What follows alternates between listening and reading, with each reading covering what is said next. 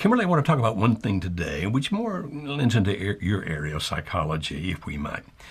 When we deal with people who are dealing with marriage difficulties, often we'll find that one, if not both of the spouses, would be depressed.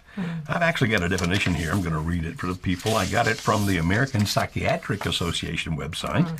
And just let me read this for a second. Let's talk about how it affects relationships, and particularly when there are marriage difficulties. So according to the American Psychiatric Association, depression is a major depressive disorder. That seems redundant somehow, doesn't it? Yeah. Well, that's the technical name for it, major depressive disorder. That's exactly, you're right. It'll be in the DSM See, that way. Always value having here a psychologist. I'm smart. Okay.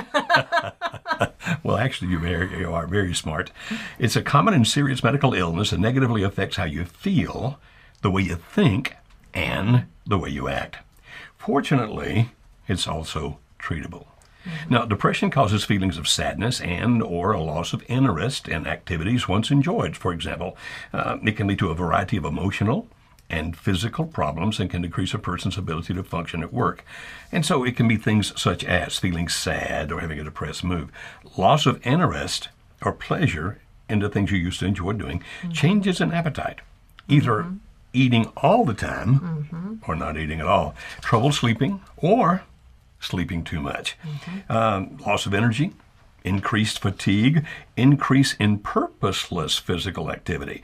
In other words, walking around hand-wringing or pacing, nothing that's actually accomplishing anything, and slowed movements and speech, or sometimes just the opposite. People get hyper and they start talking a lot faster, feeling worthless or feeling guilty, difficulty thinking, concentrating or making decisions, and of course, in its more intense forms, thoughts of death or suicide. Now, I'm going to give you one more thing about that. There's a thing that you can find online called the PHQ-9. That stands for Public Health Questionnaire 9. If you can't find one online, let us know, and our client representatives can get a copy and send it to you. It's not ours. It's actually out there in the public domain. It is not a diagnostic tool. It is a screening tool. And they ask 9 questions. I'm not going to go through all of them, but it's very similar to what I just read under the list, like having little interest or no pleasure in doing things, feeling down or hopeless, all those kinds of things we talked about. Now, if you can find the PHQ, it's going to ask you with each of these, have you experienced this one? Not at all. Or have you experienced it for several days over the last 2 weeks, more than half of the days over the last 2 weeks, or nearly every day for the past 2 weeks? And then it'll actually give you a score. And from that score, it ranges all the way from none to mild to extreme. Well, as a matter of fact, they don't call it extreme. They call it... Do they call it clinical? Actually, not here because it's a screening tool rather than a diagnostic tool. So a diagnostic tool, you're right, they would call it clinical. From minimal depression all the way to severe depression. Now, here's what we recommend, and we'll start explaining why. If you are depressed or struggling with any of the things that we've been talking about here, we suggest strongly that you go online and find the PHQ, Public Health Questionnaire 9. That means it has 9 questions. And that you answer them honestly about how you felt over the last 2 weeks. Then look at that score. And if the score indicates anything towards severe or extreme, up in that range, anywhere up there, we strongly recommend that you go see your primary physician if you have one. Now, for some people, the primary physician is a gynecologist. But if your primary physician, and you take that, print it out, take it to them, show them the score that you have and how you scored each one. Now, he or she probably will prescribe some kind of antidepressant. They may recommend that you go see a counselor or therapist. And if they do, often they will have one to which they will recommend you, someone that they have confidence in. And why should you do that? Why not just bull your way through it, somehow make it? What do you think that depression does if we have one spouse? And we'll make it a wife, in the sense that we know that statistically speaking, women do suffer from depression more than men do. Now, men do as well, so don't think it's a gender thing, but women do statistically suffer more. And so say there's some kind of a marriage difficulty going on, and that she's in depression. Now, maybe her depression has resulted because of the fact that he's been involved with somebody else. And we can see how that would lead to depression. Maybe the depression is because of some kind of biochemical disorder, meaning that you're not balanced out, that maybe you're taking the wrong kinds of medicines, or this is a side effect of a medicine, or that you're not eating like you should, which can also cause all these things. How does that negatively affect them trying to do things for their relationship? Well, it affects I want to say everything about it. It definitely affects a lot, because when you have one person who is not thinking right, and it's not because they've done something wrong, but it's just the way that their mind is currently thinking, there's an imbalance, right? There's an imbalance of certain chemicals in your brain. You can't will yourself out of depression. Right. You might be able to will yourself out of difficult days, but this isn't a difficult day. Depression is actually something that needs some type of intervention. And while some people are able to have coping mechanisms and get out of depression without taking medicine, if you look at the research of what is the most effective, it's actually a combination between antidepressants, cognitive behavioral therapy, and physical exercise. Those three things together have the highest efficacy rate in helping a person get past and through depression.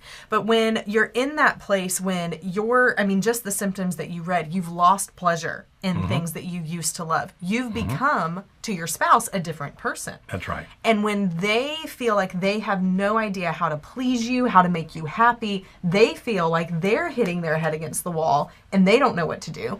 They're more likely to retreat after a point because they don't want to be sad. When they're around you, they're sad. They don't know what they can do to make you happy. So they tend to move away from you. So they tend to end up moving away. And it's not because they don't care, but it they could don't know be. what to do. What if it's somebody like in the case we just started with? Maybe he is having an affair and he wants to be with the other woman.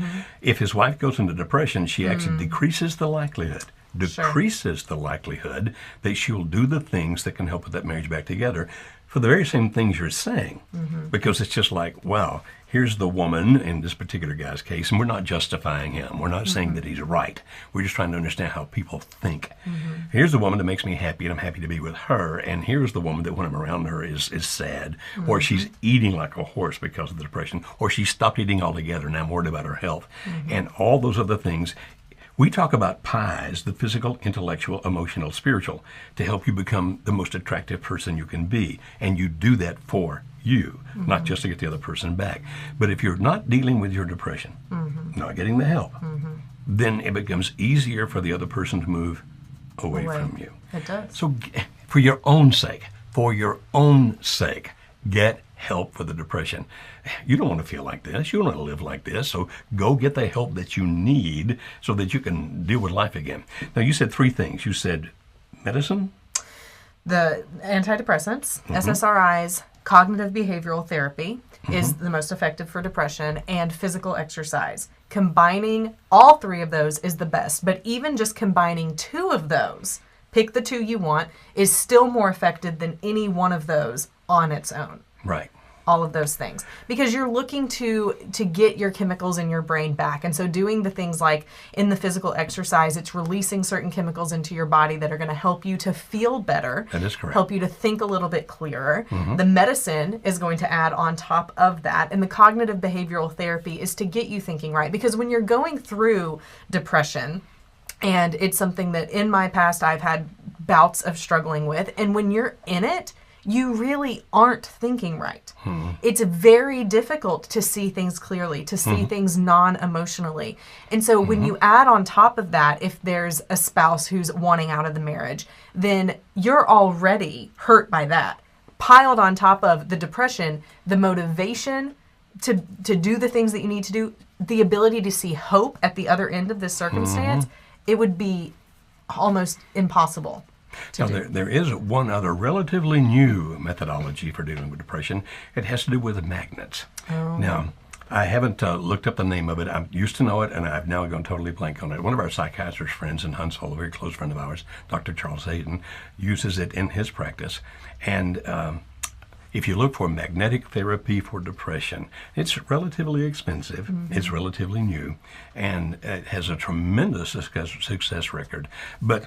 But you probably have to have a little bit of money if you're going to do that one. Probably so. Whereas for the SSRIs, that's a selective serotonin reuptake inhibitor, antidepressant medicine your doctor would give you, and the therapist and the exercise would be much more, well, insurance will help pay for a lot of that. Absolutely. I'm not sure if insurance pays for the magnetic things or not. I have no idea. Okay. I haven't tried it.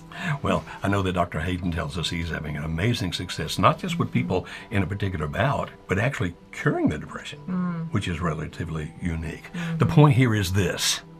Do what you need to do to deal with this, because if you stay in the depressed mood, you can have those wonderful pity parties. Oh, woe is me. A pity party is the kind of party you don't invite anybody to come to because they might cheer you up. It's one of those things where it hurts so bad and feels so good. But please, please do what you need to do there.